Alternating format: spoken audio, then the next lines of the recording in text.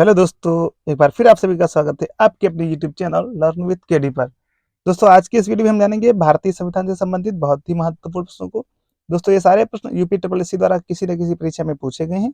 तो आइए बिना किसी देरी के बढ़ते हैं अपने पहले प्रश्न की ओर। हमारा पहला प्रश्न है, भारतीय संविधान को माना गया है।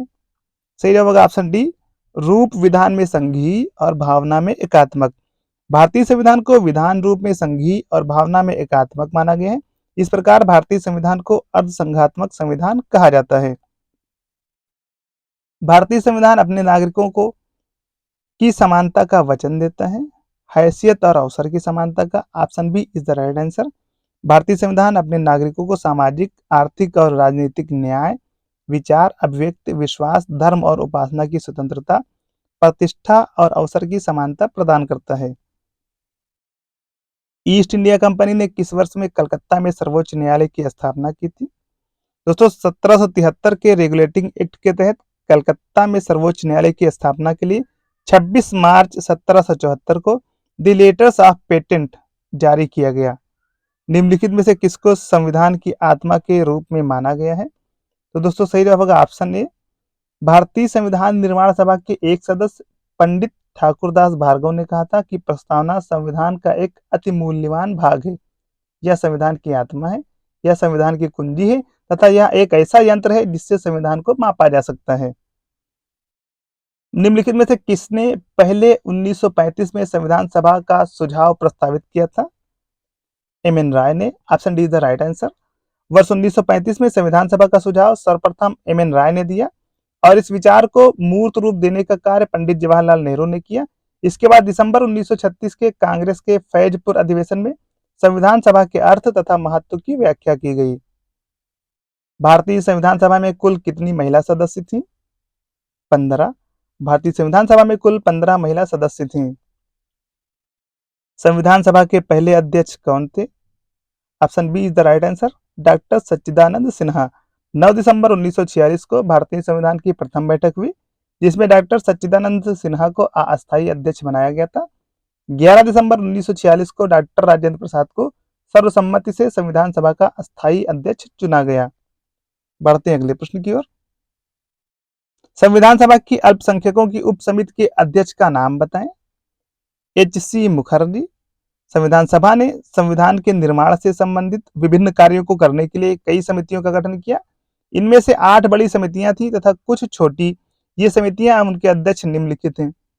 संघ शक्ति समिति के अध्यक्ष पंडित जवाहरलाल नेहरू, संघीय संविधान समिति के अध्यक्ष पंडित जवाहरलाल नेहरू, प्रांतीय संविधान समिति के सरदार वल्लभ भाई पटेल, प्रारूप समिति ड्राफ्टिंग कमेटी के अध्यक्ष डॉक्टर भीमराव अंबेडकर, मौलिक अधिकारों अल्पसंख्यकों से संबंधित परामर्श समिति के अध्यक्ष सरदार वल्लभ भाई पटेल।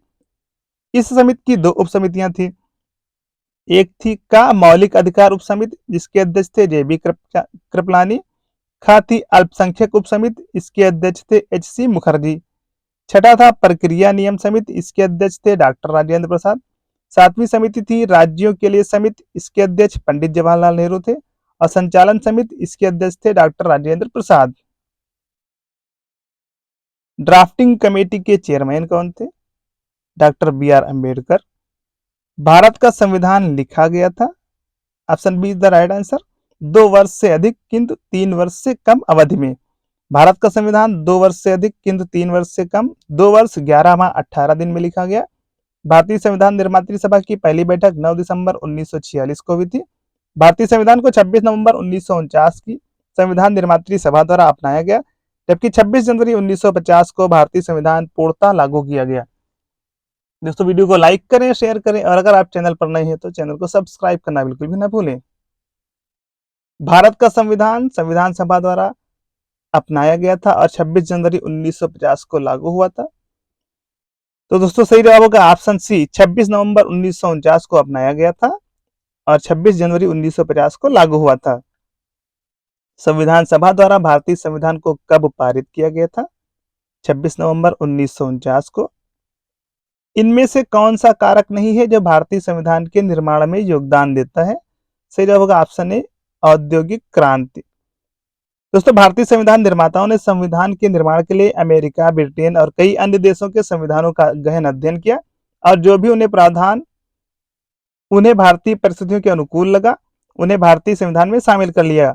जैसे ब्रिटेन की संसदीय व्यवस्था, अमेरिकी मूल अधिकारों के विधेयक तथा सोवियत संघ के समाजवादी क्रांति का प्रभाव भारतीय संविधान पर स्पष्ट परिलक्षित होता है। इसी तरह फ्रांसीसी क्रांति के प्रमुख नारे समानता, स्वतंत्रता एवं विश्व बंधुत्व की संकल्पना का प्रभाव भी भारतीय संविधान पर दिखाई देता है।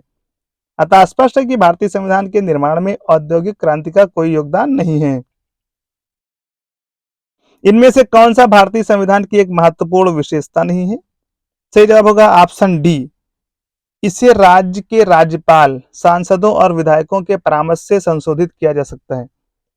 दोस्तों, भारतीय संविधान के अनुच्छेद 368 में संविधान संशोधन की शक्ति एवं प्रक्रिया दी गई है, जिसके तहत संविधान संशोधन की शक्ति संसद को दी गई है। राज्य के राज्यपाल को संविधान में संशोधन का अधिकार नहीं है। उल्लेखनीय कि संसद प्रस्तावना तथा मूल अधिकारों सहित संविधान के किसी भी भाग में संशोधन कर सकती है, किंतु संविधान के आधारभूत ढांचे में संशोधन नहीं कर सकती। भारतीय संविधान कितने शब्दों का बना है? सही जवाब होगा 1,20,000। Option D is the right answer. भारतीय संविधान सभा द्वारा भारत के संविधान का निर्माण किया गया। मूल संविधान में 22 भाग, 395 अनुच्छेद एवं 8 अनुसूचियां थी। वर्तमान में गणना की दृष्टि से 25 भाग, लगभग 452 अनुच्छेद तथा 12 अनुसूची हैं। भारतीय संविधान विश्व का सबसे लंबा संविधान है। यह लगभग 1,20,000 शब्दों से बना है। भारत के संविधान का कौन सा अनुच्छेद राष्ट्रीय महत्व के स्मारकों और स्थानों और वस्तुओं की सुरक्षा से संबंधित है? अनुच्छेद 49। भारत के संविधान के अनुच्छेद 49 का संबंध राष्ट्रीय महत्व के स्मारकों और स्थानों और वस्तुओं की सुरक्षा से है। अनुच्छेद 48 कृषि एवं पशुपालन का संगठन। अनुच्छेद 48 से पर्यावरण का संरक्षण और संवर्धन तथा वन्य एवं वन्य जीवों की रक्षा से संबंधित है। अनुच्छेद 50 न्यायपालिका व कार्यपालिका के पृथक्करण से संबंधित है। भारतीय संविधान का निम्नलिखित में से कौन सा अनुच्छेद विधिक समता यानी कानून के सामने समानता से संबंधित है? सही जवाब होगा ऑप्शन ए, अनुच्छेद 14। दोस्तों, अनुच्छेद 14 विधि के समक्ष समता या समानता से संबंधित है। यह मौलिक अधिकार के अंतर्गत आता है। संविधान के भाग 3 में अनुच्छेद 12 से 35 तक मौलिक अधिकार वर्णित है। इसे संयुक्त राज्य अमेरिका के संविधान से लिया गया है। भारतीय संविधान का कौन सा अनुच्छेद कानून के समक्ष समानता प्रदान करता है? Option B is the right answer, 14। संविधान सभा के किस अनुच्छेद के प्रावधानों के अंतर्गत भारत सरकार ने भारत रत्न और पद्मश्री को प्रारंभ किया? Option D is the right answer, अनुच्छेद 18। भारतीय संविधान के अनुच्छेद 18(1) के तहत राज्य सेना या विद्या संबंधी सम्मान के अतिरिक्त और कोई उपाधि प्रदान नहीं करेगा। अतः अनुच्छेद 18 के प्रावधानों के अंतर्गत भारत सरकार ने भारत रत्न और पद्म पुरस्कारों, पद्म भूषण एवं पद्मश्री को प्रारंभ किया। भारतीय संविधान का निम्न में से कौन सा अनुच्छेद मानव के क्रय विक्रय तथा जबरदस्ती मजदूरी कराने पर प्रतिबंध लगाता है? 23वां। भारतीय संविधान का भाग 3 मूल अधिकारों से संबंधित है। अनुच्छेद 23 में मानव के दुर्व्यापार और बलात् श्रम का प्रतिषेध है, जिसके अंतर्गत मानव के क्रय विक्रय तथा जबरदस्ती मजदूरी कराने पर प्रतिबंध लगाया गया है। कौन सा मौलिक अधिकार अल्पसंख्यकों के हितों के संरक्षण की बात करता है? ऑप्शन डी, सांस्कृतिक और शैक्षिक अधिकार। दोस्तों, भारतीय संविधान के भाग 3 में मूल अधिकार के अंतर्गत संस्कृत और शिक्षा संबंधी अधिकार अनुच्छेद 29 एवं 30 के तहत में अल्पसंख्यकों के हितों के संरक्षण का प्रावधान है। संवैधानिक उपचारों का अधिकार के तहत आता है मौलिक अधिकार। संवैधानिक उपचारों का अधिकार मौलिक अधिकार के तहत आता है। भारतीय संविधान के भाग 3 के अनुच्छेद 12 से 35 तक मौलिक अधिकार का उल्लेख किया गया है। मौलिक अधिकारों के अंतर्गत अनुच्छेद 32 में संवैधानिक उपचारों का उल्लेख है। अनुच्छेद 32 के तहत उच्चतम न्यायालय को बंदी प्रत्यक्षीकरण, परमादेश, प्रतिषेध, अधिकार परीक्षा और प्रेषण रिटें जारी करने का अधिकार प्राप्त है। इसे बी.आर. अम्बेडकर ने संविधान की आत्मा कहा है। मौलिक अधिकारों को लागू करने के लिए संविधान ने किसे विशेष उत्तरदायित्व सौंपा है? उच्चतम न्यायालय को। मार्च 2019 तक उपलब्ध जानकारी के अनुसार भारतीय संविधान में कितने मौलिक कर्तव्य हैं? 11।